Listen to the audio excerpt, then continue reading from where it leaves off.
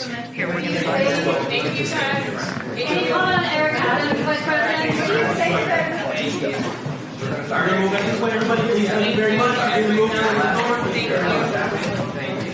And the American people know well the meaning of freedom, of independence, and the importance of rule of law.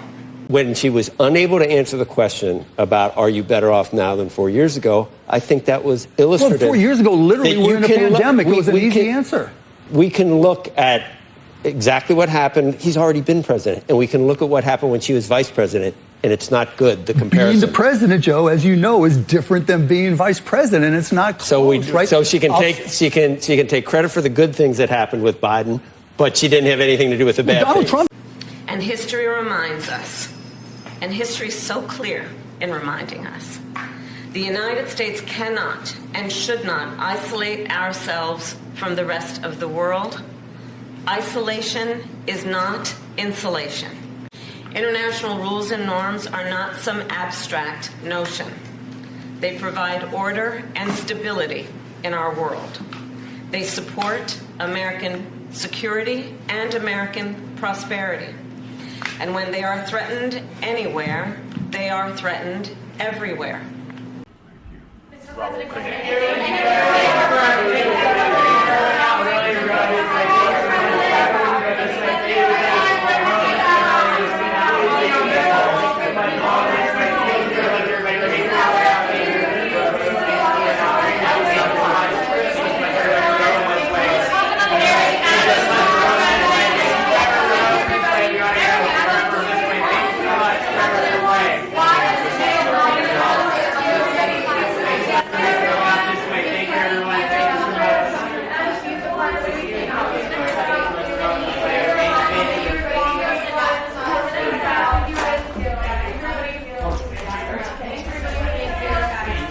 What's your take on the sit down with Stephanie Ruhle and then Stephanie Ruhle's admission that maybe there wasn't enough detail there?